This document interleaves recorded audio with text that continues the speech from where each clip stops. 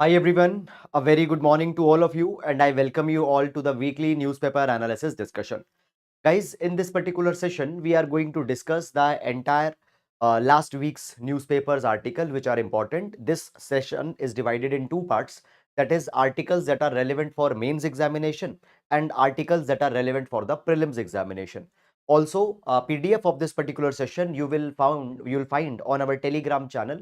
You'll find the link of Telegram channel in description box in YouTube. So from there you can go to Telegram, and from there you can use this particular PDF. Now, let's get started with the session. Okay, so first article that we are going to discuss is with respect to quotas for local people in the private sector. This particular article we are going to see with respect to GS paper 1 and GS paper number 2. Now in GS paper number 1, there is a topic that is mentioned, that is regionalism and related issues. So within this topic, we are going to see this particular article. Now, before going in this article, first of all, let me give you some context. After that, we'll discuss background, and then I'll go in the current development. So context is this, that what has happened. So recently Karnataka, they have cleared Karnataka State Employment of Local Candidate in Industry, Factory and Other Establishment Bill 2024. Now, this particular bill aims to reserve the seats in the private sector jobs for local people. Now, before going in the current development, some basic things, first of all, you need to understand. Let's discuss them. Now, basically, guys, you see, there is concept of regionalism. Now, regionalism is based on Dharti Putra syndrome. It is based on the Dharti Putra syndrome or son of soil doctrine. Now, as per Dharti Putra phenomena or son of soil doctrine, it is believed that first right over the resources of a nation should belong to native people. So here there is a notion of us versus them that prevails. So people who have migrated, they are considered as them. Native people are considered as us. Now, basically, when we talk about the regionalism, so regionalism, okay, it's a manifestation. Regionalism's manifestation happens largely because of three types of deprivations that are perceived in a society. What are these three types of deprivation? Number one, there is a perceived cultural deprivation. Now, link of this with the article and what exactly this means will be clear. Just give me 1 minute. Cultural deprivation, economic deprivation, and then third, there is demographic deprivation. Okay, what does it mean? So sometimes this perception gets created that outside people, migrants have come in a region, and as they have come in a region, they have brought their culture. Because of that, native culture, its importance is getting reduced, its importance is going down. So a notion of cultural deprivation comes. Economic deprivation, that outsiders are coming and they are taking away the jobs and all such kind of a thing. So economic deprivation develops, and then demographic deprivation also develops, that when outsiders will come, they will become a majority here, and native people population will go down, or they might become a minority in some time. So because of these three particular deprivations that are perceived, regionalism will develop, and this particular regionalism will get manifested in multiple ways. And one way in which this regionalism gets manifested is in the form of reserving the job for local people. Now, when jobs are being reserved for the local people, what is expected? It is expected that economic deprivation of the local people, native people, will get addressed. Now, basically what happened, so here we find this particular thing, that the Karnataka has come out with a bill. First of all, let's discuss this provision of the Karnataka's bill, and then we'll discuss that Haryana also came out with a similar kind of a legislation, but it was struck by the Punjab and Haryana High Court. What are the benefits? What are the disadvantages? All these particular things we'll discuss in this particular article. So basically, according to this Karnataka State Employment of Local Candidates Bill, it has been provided that 50% of management positions and 75% of The 50% of the management positions, management roles, and 75% of the non-management positions, non-management roles, jobs, they should be filled by the local candidate. So an MNC, any corporate, 75% jobs in non-management, 50% jobs in the management are to be given to the local people. Then 100% job reservation for Karnataka's in grade C and grade D jobs. And there will also be an agency that will see whether compliance is happening or not. So Labor Department of Karnataka government has been made as a nodal agency to see whether these compliances are happening or not. Now, what is the definition of a local person? Who is a local person? Let's understand this. So basically, in order to be a local, a person should be either born in Karnataka or should be domiciled in 15 years. Apart from that, there is a language proficiency also that is must. So a person should be proficient in reading and writing Kannada, and a person should pass a language proficiency test. That language proficiency test will be conducted by a nodal agency, and only after fulfilling these particular conditions, a person will be considered as local. Okay. So people fulfilling these particular parameters, they will get those 50% and 75% jobs that are there. One thing. Now, you see basically why this has happened. So here Karnataka, they have used the reference of one of a Supreme Court judgment. So there is Dr. Pradeep Jain versus Union of India judgment of 1984. Now in this particular judgment, what happened? Supreme Court has held that some preference in jobs, etc., can be given to the domicile candidates. So a state can give some preference in jobs to their domiciled candidates. So from there, Karnataka governments get the justification of their present law. Now you see, earlier what happened, Haryana government has also come out with this particular kind of a law. And what Haryana government came out with? So Haryana government came out with this Haryana State Employment of Local Candidates Act 2020. And in this particular act, 75% jobs in the private sector, they were to be reserved for the native people of Haryana, domiciled people of Haryana. Now, this particular law of Haryana, it got struck down by Punjab and Haryana High Court. So in Punjab and Haryana High Court, this law got struck down. Now, first of all, let's discuss that why this particular law got struck down as per Punjab and Haryana High Court. Also, by that we will also be able to understand. Also, by that we will be able to understand this particular thing, that what are the challenges, what are the problems, shortcomings associated with this particular kind of legislations. So, see, number one, Punjab and Haryana High Court, it ruled that this particular law, in the case of Haryana, it went against the constitutionality. It violated Article 16 of Indian Constitution. Now, Article 16 of Indian Constitution, it talks about the employment, and in the matters of employment, there should not be any kind of a discrimination. But here, discrimination is being done between native people, domiciled people of Haryana, and outsiders. So this is one of a problem. Second problem is that it will have impact on businesses. It will have impact on businesses. Now you see this particular thing. There is Article 19 subclause 1 subclause G in the Constitution of India. Now this Article 19 subclause 1 subclause G talks about the right to trade and occupation. Now you see that suppose there is a corporate, there is an economic enterprise. They want human resource. What they want? They want human resource. Now they want free accessibility of human resource. So they should not be restricted. Now, when, for example, 75% jobs were reserved in Haryana only for native people, so a corporate, any enterprise's options will get reduced. They will not get the free human resource availability. They'll not get the free human resource availability, and therefore their right to trade and occupation will get violated. Also, Article 14, which talks about the equality before law, it also gets violated. It also gets violated. Then next, Punjab and Haryana High Court says that it goes against the concept of constitutional morality. It goes against the concept of constitutional morality.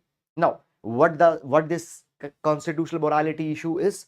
So basically, constitutional morality pertains that one, provisions of the Constitution should be adhered to, they should be followed, and secondly, it provides that the spirit of the Constitution should also be implemented, should be realized.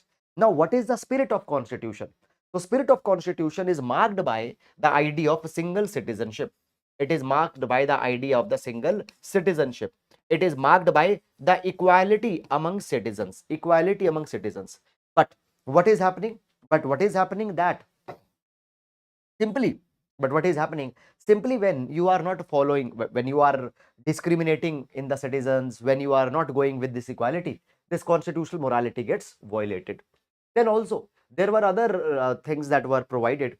It were provided this particular thing that basically local employment is something, local people's employment is something that is important, but it is also to be managed with this thing that outsiders should not face some kind of a discrimination.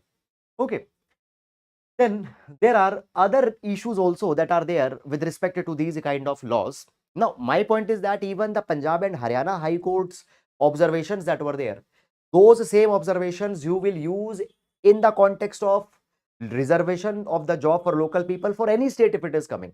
Then next issue that comes here is that it is a kind of a reintroduction of Inspector Raj. Reintroduction of Inspector Raj. Now you remember that labor department will see that whether companies are having adequate number of local people or not. So this is a kind of an Inspector Raj, okay, that is coming back. Now Inspector Raj used to be there before 1991. A lot of compliances were imposed on the corporates, on economic enterprises. So this Inspector Raj seems to be returning back. The next thing says that there will be an impact on private sector. Now you see this particular thing that basically operational cost might increase. Operational cost might increase. Now you see local people, when local people have to be hired, okay. Now see, a corporate needs cheap labor, and often it has been seen that outsiders, migrants are able to do the same work at low wages. But if local people, native people are to be hired, now the economic enterprises, they have this compulsion and advantage would be taken and the labor wages will go up. That is one thing. Second, they might not be able to hire the most qualified candidates. Then next, these quotas look restrictive. Now see, the cities such as Gurugram, Bengaluru, Hyderabad, they are vibrant, dynamic cities which attract youth from the entire country. So the dynamism associated with these particular cities, okay, sorry, I use the word countries, cities. So dynamism associated with these particular cities might get lost, and they are ones which contribute a lot in India's economy. Okay, so Karnataka, Bengaluru is there. Bengaluru is an important economic destination, and Bengaluru is often also called as the Silicon Valley of India. So basically these things will not go well with the reputation of such a city. The next thing, that basically these kind of a policies is based on the son of soil concept, which often is seen as exclusionary, which is often seen as leading to social or economic divisions. Such kind of a things goes against the idea of national integrity and national unity. Such things goes against the idea of national integrity and national unity. Then moving on after that, next we have here is that you see this particular thing that large number of people migrate in India. Now, if we see the data from 2011 census, then you see this particular thing that 40% of people migrate out of their state of birth. They are going and living in the other state, either for educational purpose or for employment purpose or any such other purpose. So many people migrate. 40% people of India, they migrate and they go to some other state. So restricting such kind of a things, jobs for the outside people might have a big problem. Then next is that basically states what they should do. Basically they should invest in upskilling the local youth. Local youth should be provided more education, better skills, better vocations, so that through competition they can get the jobs. But these kind of things as are being done, basically merit is being compromised. It goes against the idea of meritocracy. So these are problems that we have in this particular direction. However, there are some arguments that are also in favor. There are some arguments that are also in the favor of such kind of things. So let's see those particular arguments. The first argument that we have in favor is that basically such kind of laws sometimes are needed to bring social stability. Sometimes unemployment in a state goes high, it increases a lot, and as this unemployment is increasing, it creates frustration in the local people, and in order to satiate the local people's expectations, such laws are sometimes needed. So they bring a kind of a social stability. It reduces the social tension. The next thing comes here is that at the end of the day, one very clear benefit by these laws is there, that it will lead to local employment. Okay. Then next is that economic equity and regional development could be addressed. Now, some areas, some regions, okay, they face a kind of a disparity. They face a kind of a disparity, okay. And as there is a disparity, as there is economic inequality, those economic inequality disparities can be addressed by providing the job to their own people. Then talent retention. Talent retention. When the jobs are reserved for the native people, these people will not go out to other states, will not go out to other country, and therefore brain drain will not happen. Okay, and finally, it will lead to the cultural preservation of a particular region as well. So if you remember, we discussed here that why these regionalistic demand comes, because these three deprivations are often felt. So now when the reservation is being imposed for the local people, what will happen? Outsiders will not come. As outsiders will not come, the culture of that particular region will be intact. It would not be lost. So these are the things that we have which helps in this particular capacity. Okay, now moving on in this particular direction, guys, and now we'll be moving on to the next article. Now we'll be moving on to the next article. India-Nepal relations. India-Nepal relations. Okay, so recently there is an important development that has happened, and the development is this: that what happened recently, swearing in of Nepal's prime minister happened. So recently, Mr. KP Sharma Oli became the prime minister of Nepal for the fourth time. So this particular article, we are going to discuss basically important themes within India-Nepal relations. Important themes within India-Nepal relations. Okay. Now, first of all, before going in this particular article, there are few things that you should be knowing. Number one, this article will be important for our GS paper number 2 IR international relation. Within IR, neighborhood and related issues. This article we are going to see. Number one. Number two is that you see, when you talk about the relations between the two countries, always try to collect some important keywords by which the relation between those two countries can be defined. For example, when we talk about the India-US relation, so it is said that India-US relation has turned from estranged democracies to engaged democracy. So India-US were estranged. They were not on very good talking terms during the Cold War period, because it was perceived that India is more inclined towards the USSR. So estranged democracies to engaged democracy. Clear? When we talk about the relation between Africa and India, African countries and India, so it is characterized by aspiring Africa and rising India. Same way, when we talk about India-Nepal relation, so India-Nepal relation could be characterized by a word that is roti beti ka rishta. Roti beti ka rishta. Roti beti. Now, why this word roti beti is used in the context of India-Nepal relations? It is because that large number of people from Nepal, they come to India and they get employment in India. So livelihood of many Nepalese people, it comes from India-based establishments. Okay, large number of Nepalese people, they are coming to India for employment. Beti. There is a lot of matrimonial ties between India and Nepal, particularly the border areas fine between the UP and Nepal, okay, particularly Bihar and Nepal. There are a lot of matrimonial relations that there are there. So therefore, it is characterized as the roti beti ka rishta. Now, when we talk about India, Nepal, what are the important issues that are there within the India and Nepal? So I have given a kind of a list where all the important issues between India and Nepal we are going to discuss here. Now first, you see this particular thing, that there is dispute with respect to the Nepal's constitution. Now you see what happened in 2015 Nepal, when they came out with the new constitution. Okay, basically in that particular constitution, basically Madhesi peoples were excluded. Madhesi people were excluded. Now when we talk about Madhesi people, they are a vibrant community in Nepal. We're having deep relations, close ties with the people of Bihar, particularly Terai region of India. Okay, and the Madhesis people. Okay, so there is a deep ties, but these Madhesis' rights were excluded in the Nepal's constitution. And because of that, relation between India and Nepal, they become little bit, they went on the bumpy road, one thing.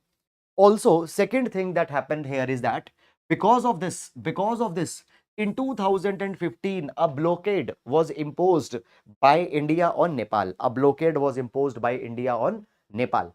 And because of that particular thing, now you remember we discussed that it is a roti beti ka rishta, means a lot of economic dependencies of Nepal is there on India. So there the issues got developed. The next problem that comes here is that there are border disputes between India and Nepal. Now you see here we have map. Now Limpiadhura, Kalapani, Lipu Lake, now these are certain areas which are disputed. Now Nepal claims them to be the part of their own territory. In fact, Nepal came out with a new map. Nepal came out with a new map, and in that particular map, these particular areas were shown in the territory of Nepal. After that, also relations between India and Nepal declined. So there is a boundary territory dispute also that's there. The next issue that's there is that, see, there is not a very stable leadership when Nepal is concerned. So there is a frequent leadership, political leadership transitions that happen with the Nepal, and new leadership will have new foreign policy, new leadership will have new political thought process. So therefore, aligning India and Nepal politically also sometimes becomes little bit problematic. Then there are many economic agreements that are also not properly resolved. So basically, there are the trade and hydropower issues that are not resolved. So a lot of hydropower trade between India and Nepal also happens on the Himalayan, basically electricity trade is there, hydropower trade is there. Fine. The next issue is the increased ties between India and Nepal. Now you see this particular thing, you remember 2015 blockade that we discussed. So because of this 2015 blockade, China-Nepal relations became very deep. And also now, China is providing a lot of economic support to Nepal. Okay, so because of that closeness also, India-Nepal's relations have faced some problem. Now, what are the policy frameworks that we have to ensure good relations between India and Nepal? So in policy framework, first of all, guys, it has been India's policy to give preference to our neighbors and not to expect anything from them. We always follow a policy of big heart towards our neighbors. And in that capacity, we prioritize relations with the Nepal also. Then there are the regional connectivity agreements that are there. Regional cooperation is there. For example, there is a SARC.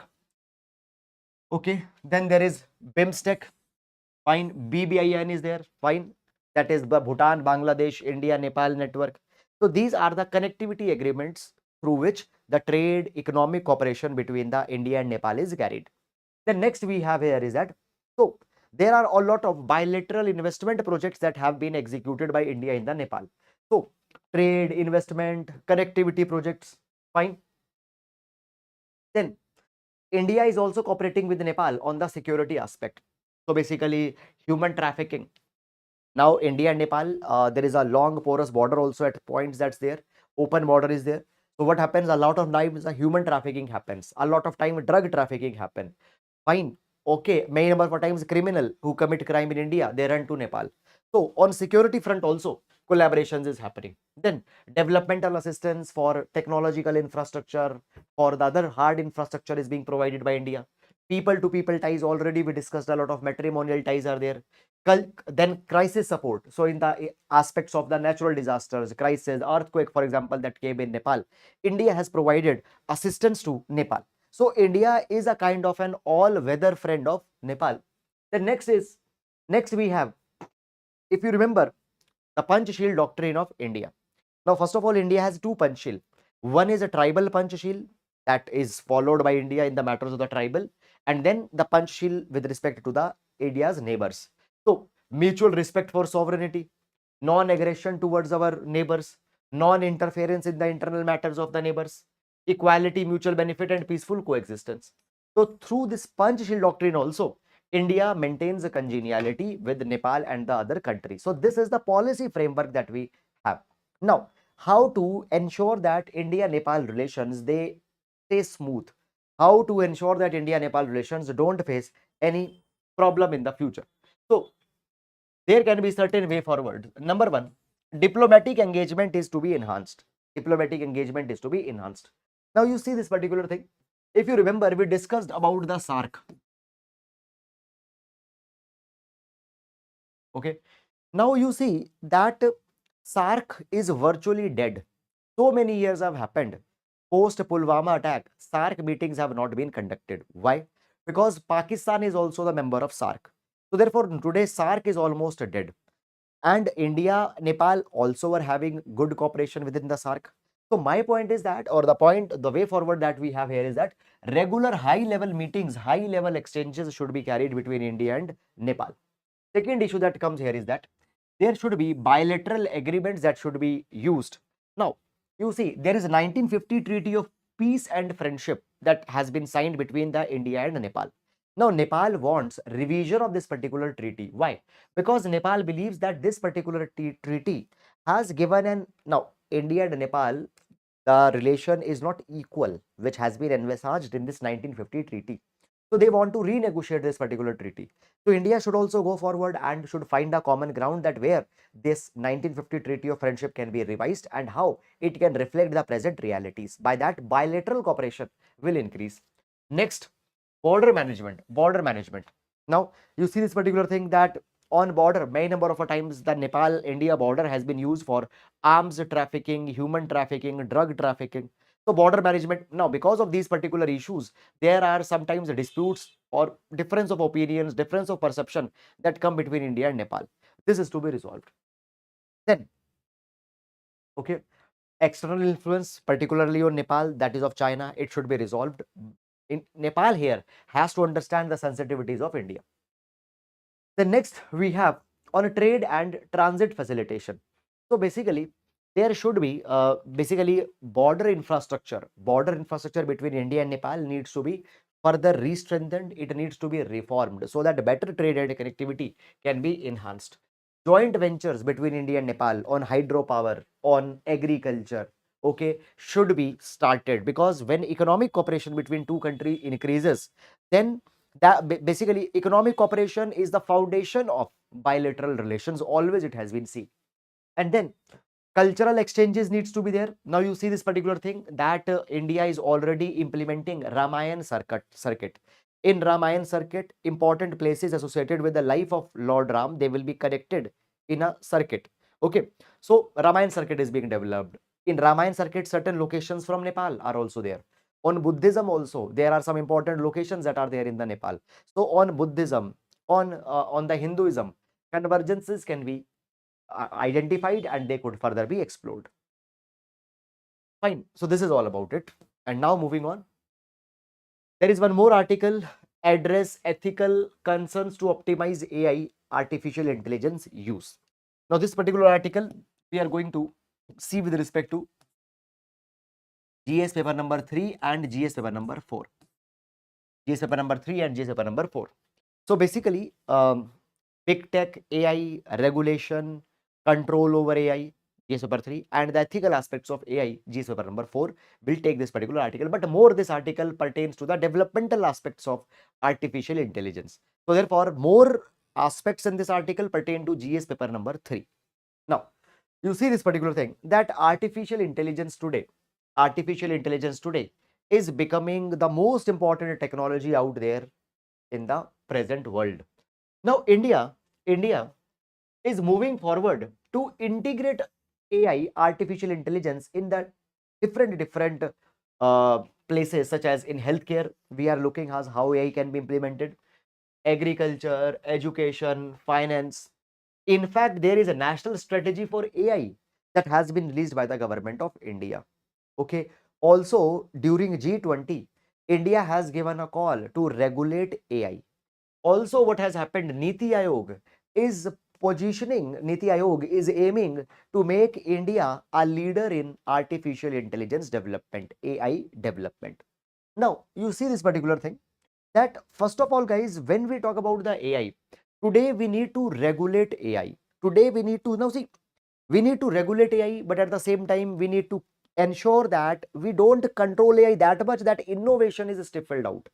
You control something too much, innovation goes away. You don't control it, then it might have some negative impact on society. It might have some negative impact on the citizens' privacy.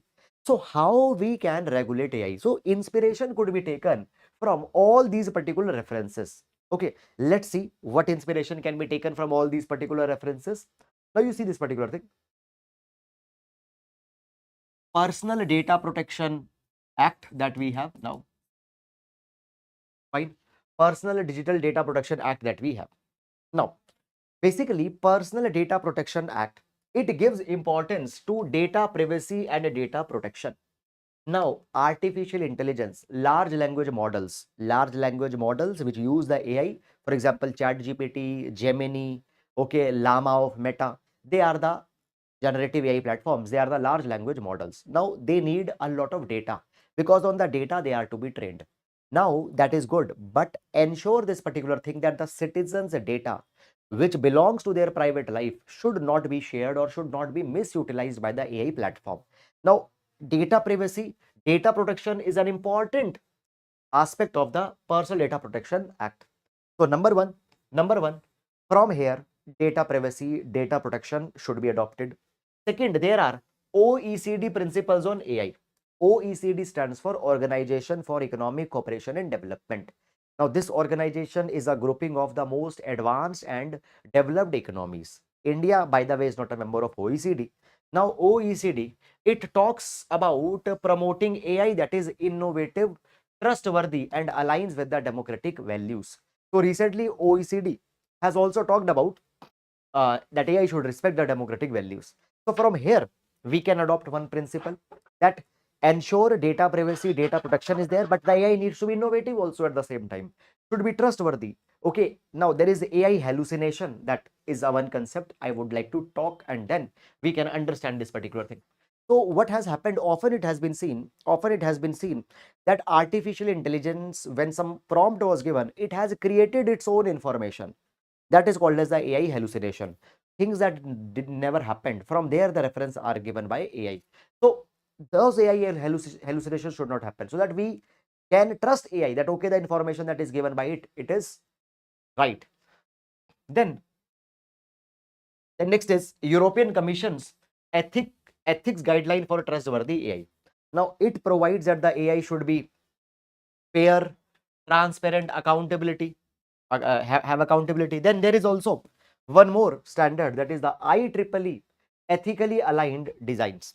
Now they talks about the ethical aspects of AI. AI should not be used in such a way that it becomes the counterproductive for society and for people at large.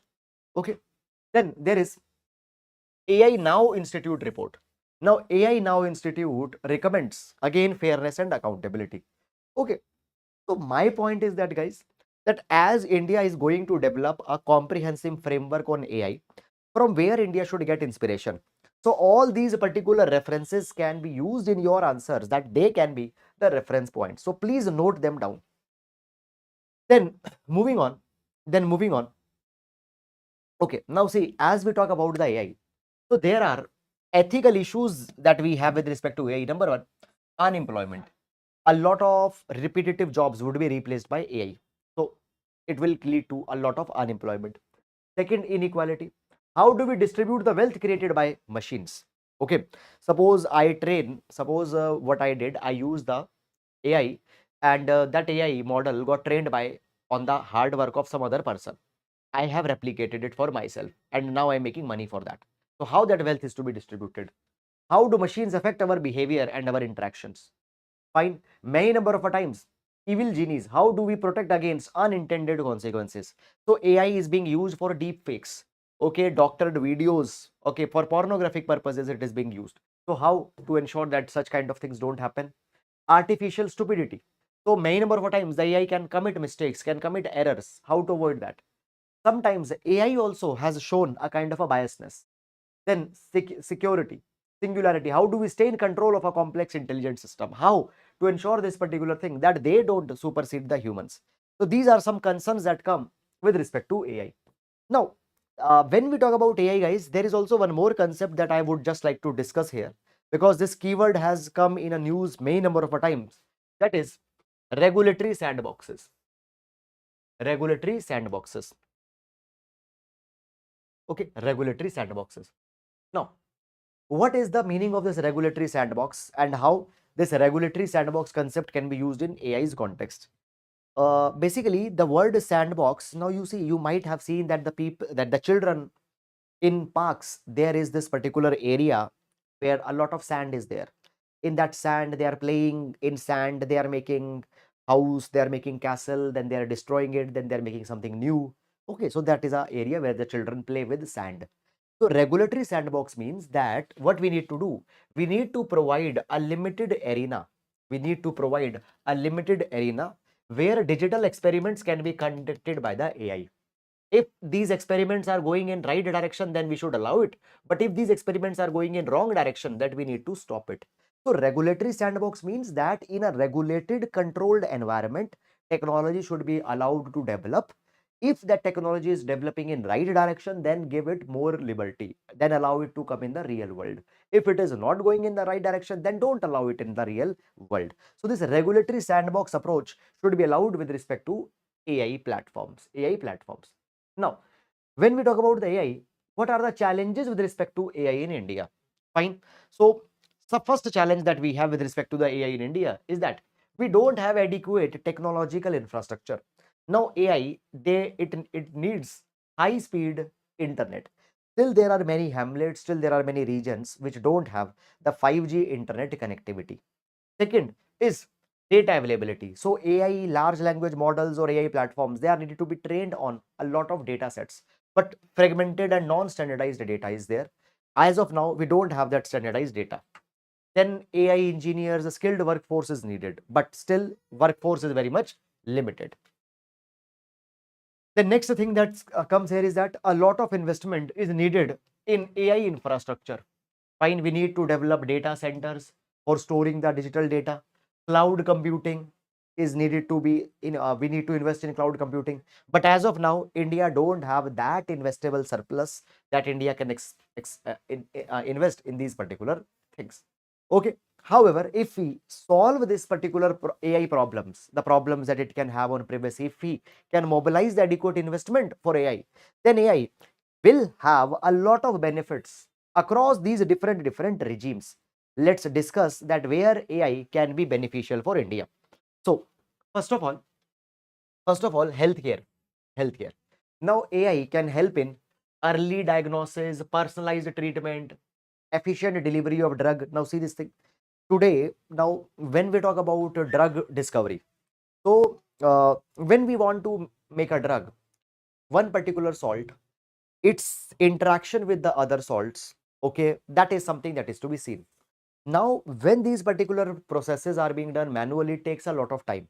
But through AI, drug discovery, interaction of a one salt with the other salt, okay, interaction of a particular component on the body, it can be envisaged, okay, it could be understood better with the AI. Today, AI is through with the help of the AI, we are running the stimulated experiments as how the antibiotics against the superbugs can be made. Then personalized treatment. Now everybody has a different medical history. So given a person's medical history, what type of treatment, what type of therapies should be given to a person, which will have the less side effect, that things can be understood through the help of the AI. Then in education, so personalized learning education, adaptive technologies. So there can be the programs that can respond as per the learning speed of a individual. Then environmental sustainability, for monitoring of the resources, okay, for monitoring the greenhouse gas emissions, carbon emissions, AI can be used. AI can predict the natural disasters. So on the basis of rain that has happened in an area, deforestation that had happened in an area, it can predict that whether there will be a landslide or not, what is the probability of landslide. Then in agriculture it can be used for boosting the productivity, resource optimization. Then crime prediction, emergency responses, okay. Now, there are some initiatives where the AI is being used. For example, in Ayushman Bharat Digital Mission, which wants to digitize the healthcare, they are using AI. Then, in Smart City for traffic management, AI is being used. Then, uh, traffic management already we discussed. Okay, so these are the areas where the AI is largely being used. So, we need to further ensure that how these particular AI technologies can be taken the advantage of. Moving on, and now we have the next article, and this article that we have here is Indian cities, climate change and governance. Okay, now there is this one very good article that came. Okay, now you see this particular thing that now as rain have started, different urban cities, metropolitan cities, they have started facing the problem of urban flooding. And urban flooding happens to be the problem of country almost every year. One or the other city is facing flooding. Sometimes there are the other urban disasters that are there. Now, when we talk about India, India has 53 million, 53 cities which have population of more than 1 million. And these particular cities, they host 50% of the urban population today. 50% of urban population, it is in these 53 cities. So this is where we need to focus when urbanization is being, when urbanization and related policies are being designed. Now, first of all, what are the challenges that we have today in urban planning? First challenge that we have in urban planning today is equity, dignity of migrant is not accounted and livability is very much poor. Now, 2020 reverse migration started when the migrant people are going from urban cities back to their villages. What is the reason that this reverse migration was happening? Only one reason, that these migrants knew that if they will not be able to make some money, they cannot sustain, they cannot live in the cities. Cities have failed to ensure the health arrangement for migrant people, food arrangement for migrant people.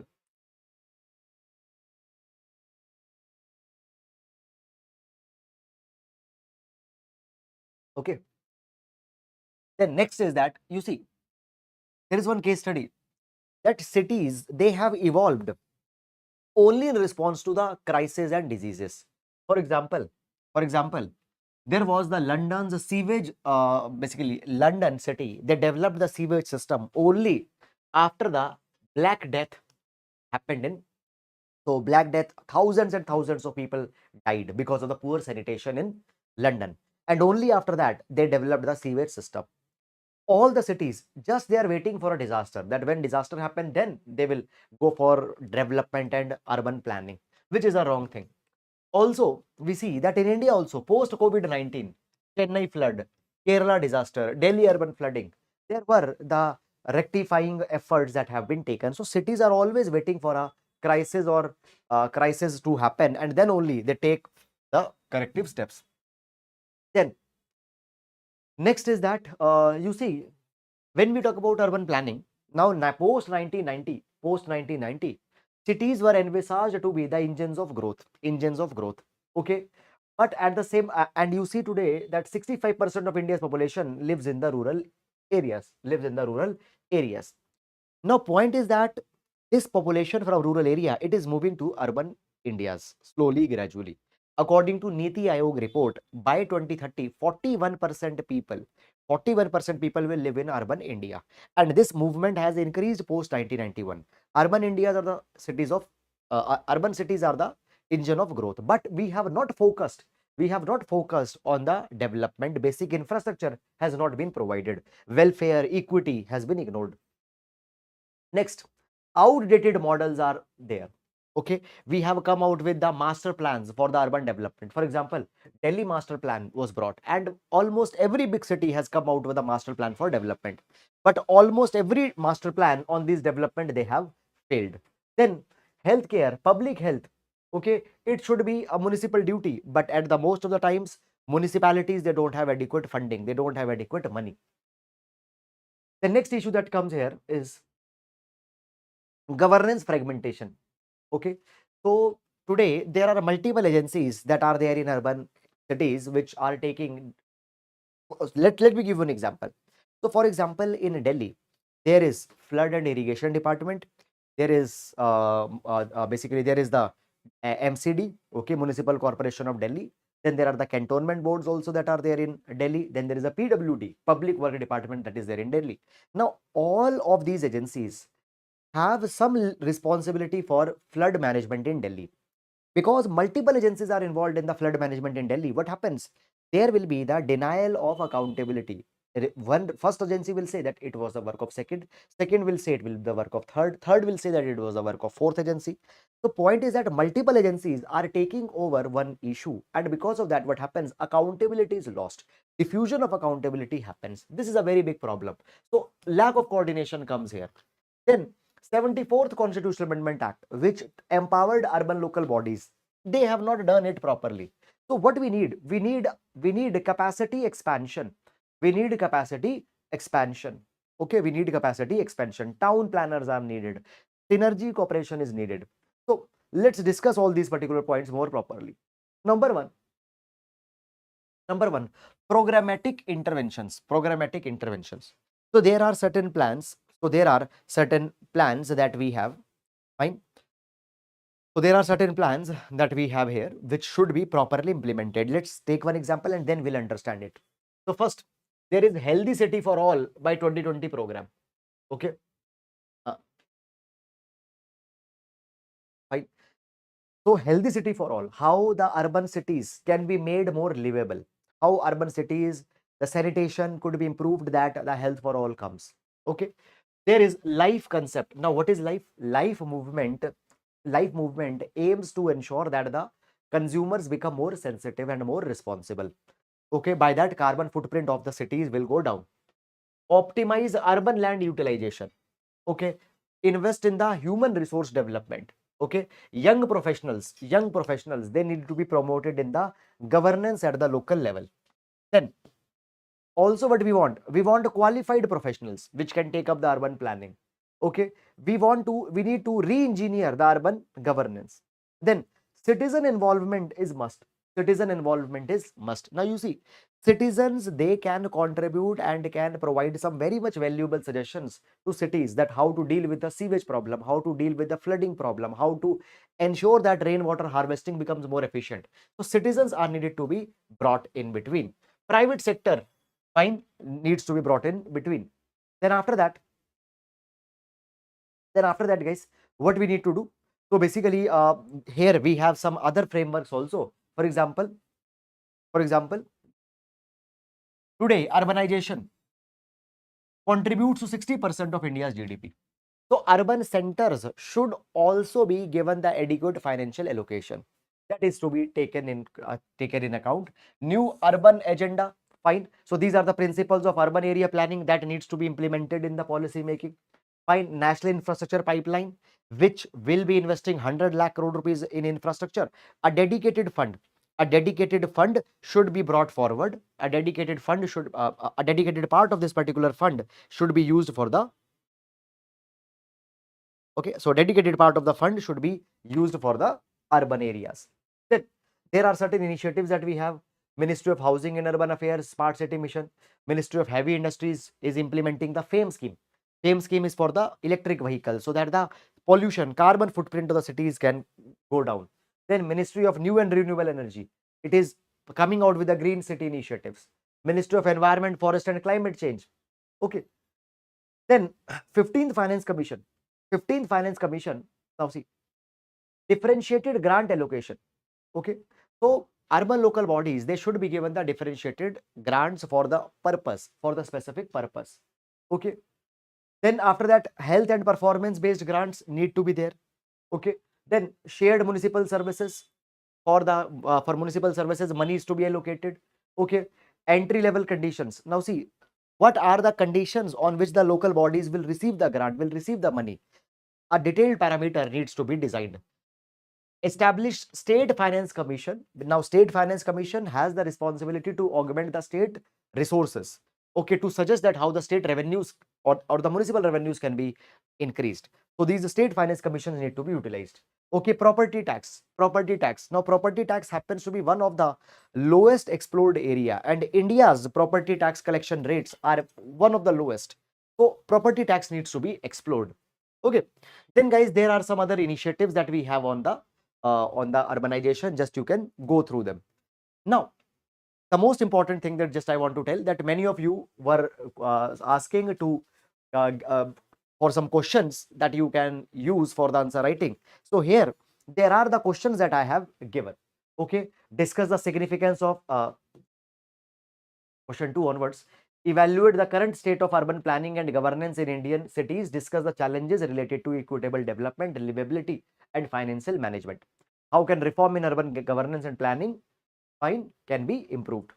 Okay. Examine the impact of constitutional and border disputes on India-Nepal relations. So please, my point is that please take the notes, and try to write answers on these particular questions. Now, point is that answer writing should start, because at the end of the day, when the aspirants discover that prelims have got cleared, but on answer writing, when they find that they are lacking the command and skill, then it leads to a lot of problems. Okay, so that is all guys about it. I hope that you have understood it. Now, moving on, we will be moving to the prelims section. We'll be moving to the prelims sections, the articles related particularly important for the prelims examination. Now, first we have transitioning exoplanet survey satellite TESS. So recently what happened, this TESS, it has founded one exoplanet. So what is this TESS? So TESS stands for this transitioning exoplanet survey satellite. Now this particular is a mission by NASA and it aims to discover the exoplanets, okay, nearby bright stars. So planets which are outside our solar system. Now sun is a star in our solar system. There are some nearby stars also. So discovering the stars nearby, discovering the exoplanets outside our solar system. This is the mission aim of this TESS survey satellite, which is launched by the NASA. Now, this satellite was launched in 2018 with the help of SpaceX's Falcon 9 rocket. Okay, its life ended basically this particular mission was intended to operate till 2020, but as of now also it is continuing its operation. It is on an extended mission. Now this TESS satellite, it orbits Earth. Okay, so it orbits Earth within 12 to 15 days, but its orbit is inclined in such a way that its inclination is such that it gets a wide overview of the solar system, external solar system, and not towards the planet, the Earth. The next we have his Bhusanket Web satellite. Web Portal. Bhusanket Web Portal. So recently, Union Minister of Coals and Mines have launched this Bhusanket Web Portal. Now, what is this portal? This portal will give information and forecast about the landslides. Now, Himachal Pradesh landslides have started to come. So, this portal will provide the dissemination of data. It will provide information with respect to landslides. Okay. Now, this particular information can also be accessed to a mobile app, and that is the Bhusanket mobile app. Bhusanket mobile app. Who has launched it? Minister of Coal and Mines. Okay. The next is Newcastle disease. So recently, Brazil, they have declared an animal health emergency.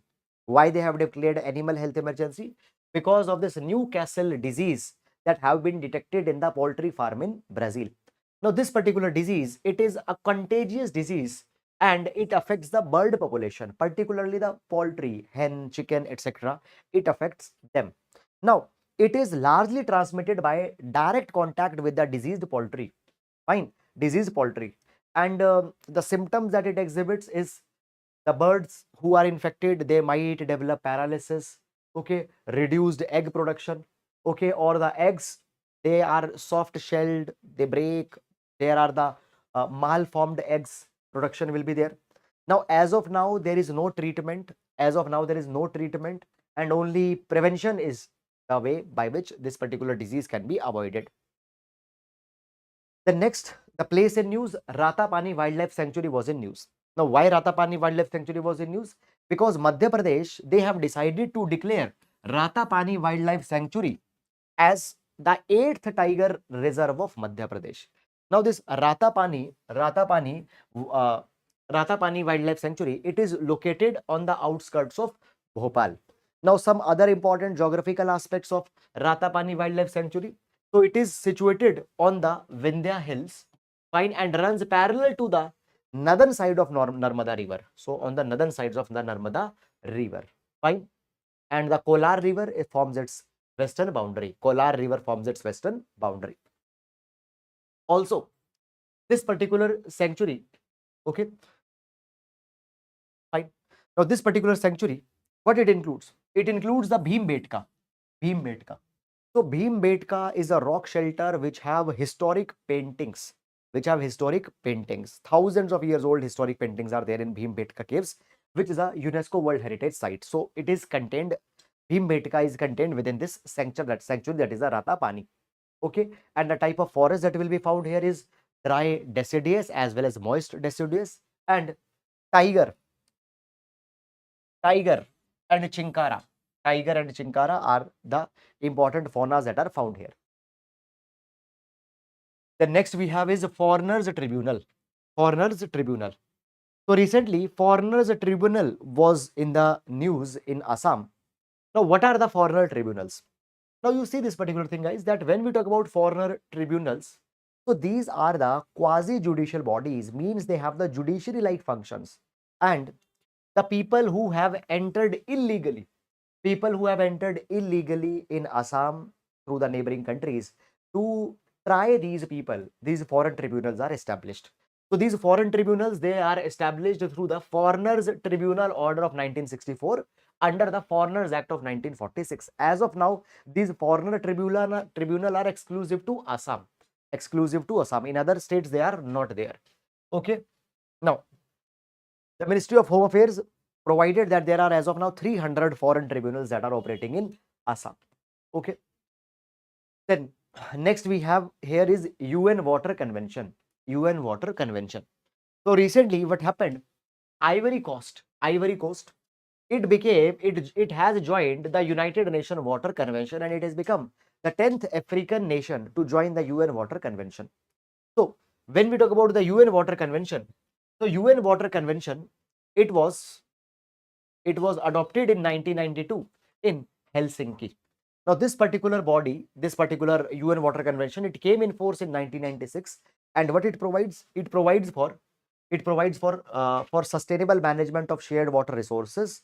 How the basically the land below water and the conservation of land is conservation of water is an important SDG. So implementation of SDG with respect to the water, prevention of conflicts around the water. Okay, all these are the objectives of UN Water Convention. The next, KIRTI program, Khelo India Rising Talent Identification Program, KIRTI program. Okay, so what is this KIRTI program? Now this KIRTI program aims to search for the talent in sports. So many youth who are talented, gifted with respect to a particular sports, they will be identified, they will be provided support so that they can represent India at international level or at the national level they can represent. So what it aims to do, it aims to focus on school children in the age of 9 to 18 years, in the age of 19 to 18 years. So from the different parts of the country, talent will be identified. Now, by providing these sports and all such kind of things to students, drug addiction, that is becoming a big problem. Addiction towards the gadgets, that is today a big problem. So against them, basically we can also fight. So 50,000 applications would be assessed, and 2 million assessments would be done by 24-25. Then next we have is Pradhan Mantri School for Rising India, PM-SHRI. Now, what is this PM-SHRI scheme? Basically, in PM-SHRI scheme, existing schools such as the Kendriya Vidyalaya schools, Kendriya Vidyalaya or other schools, they would be identified, and these schools will be given the dedicated grant fund so that they can emerge as the schools of excellence. So what happened? So around 6,500 schools, they have been selected for the upgradation under PM-SHRI. Now this PM-SHRI scheme was announced in 2022, and the aim is to develop 14,500 schools across the country. Now this particular scheme will run till 26-27. Now one thing, guys, that you need to understand here is that new schools would not be developed. Existing schools, they will be selected and they will be given the dedicated funding and grant. Now these PM-SHRI schools will emerge as a model schools in line with the National Education Policy 2020. Okay, they will be developed as green schools. So focus on environmental sustainability, focus on ensuring that LEDs, etc., or energy saving devices are being used, that will be there. Then quality assurance. Now there will be a school quality assessment framework that will be prepared, and on the basis of the school quality assessment framework, these particular schools will be assessed. Late blight disease. Late blight disease. So recently, Central Potato Research Institute, they issued an advisory to the potato farmers with respect to this late blight disease. Now, this particular disease, it affects the potato, and this disease, it is caused by a fungus-like organism, that is Phytophthora Phytophthora infestans. Okay, so name is a little bit complicated. So from the infected transplants, it affects the other potatoes. It can also affect the tomatoes. It can affect the tomato. Okay, no need to go beyond that. The next we have is Bhojshala Complex. Bhojshala Complex. So recently Bhojshala was in news. So it came that the Bhojshala complex was built using the remnants of a temple that earlier was there. Now, frankly, you need not to go in this particular direction, that whether there was a temple earlier, whether there was something else. You need to know about this Bhojshala complex. So when we talk about the Bhojshala, it is located in Dhar district in Madhya Pradesh. Now, it was a university. It is a seat of learning. So this Bhojshala, it was built in 1034 AD by Raja Bhoj. By Raja Bhoj. Okay, and he belonged to which dynasty? He belonged to the Parmar dynasty. Now, this Bhojshala complex, it functions as a university, and the students, they came there to study Sanskrit, astronomy, yoga, Ayurveda, philosophy. However, this Bhojshala, it was attacked. First by Alauddin Khilji, and then Mahmud Shah Khilji also attacked, and this particular complex was turned into the Dargah. Now, in 1951, it was declared as a monument of national importance. Okay. Next, ASMITA Project. ASMITA Project. Now, Ministry of Education and UGC, they have combinedly launched this ASMITA Project. Now, what is this ASMITA Project? So, see, ASMITA Project aims to ensure availability of content and book in regional languages. Now, NEP, National Education Policy, has already talked about promoting the multilingualism in education.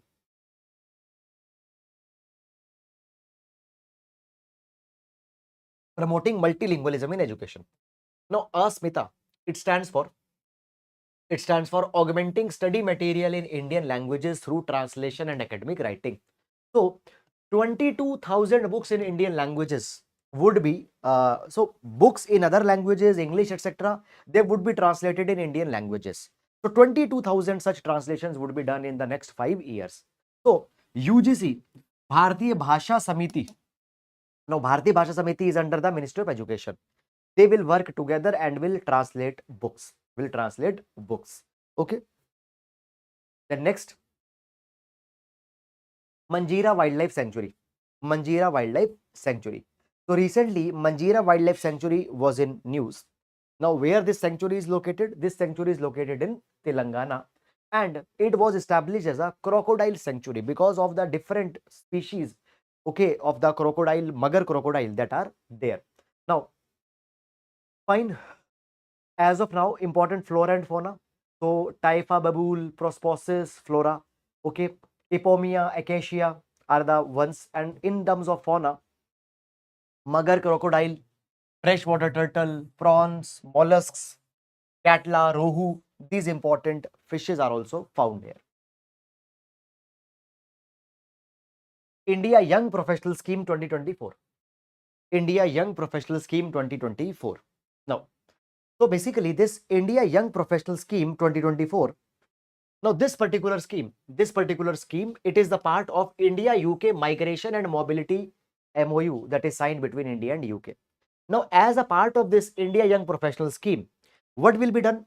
3,000 degree holding citizens aged 18 to 30 from India and UK, they will be sent to the respective countries for working. So UK citizens will come to India, India citizens will go to UK. They will be exchanged. So this is the first country with which the UK has come out with this particular scheme. The next is e-office platform. E-office platform.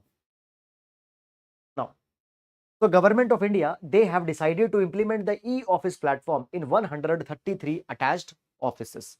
So what is this e-office? E-office, it aims to digitize the official processes.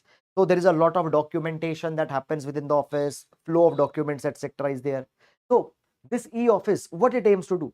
It will enhance efficiency in the identified offices. It is spearheaded by Ministry of Personal Public Grievances, and actual implementation will be done by the National Informatics Center. So digital file management, digital knowledge sharing, or end-to-end digitization of the official processes would be done. So file management system, knowledge management system, okay, smart performance appraisal report. So annual now appraisal assessments within the offices that is to be done, that will also be converted in a digital process. No need to go beyond that. Simply e-office, fine. You need to see the agency which is implementing it. So National Informatics Center, and it is under which? Ministry of Personal and Public Grievances. The process is to digitize the official process management, the flow management, data sharing, file sharing should be digitized. Okay, so this is all about this. Fine. So with this, we come to an end to the today's session. So guys, I hope that this is clear. And if you have any questions, please do ask in the comment box. Thank you so much. Thank you so much, Ganesh.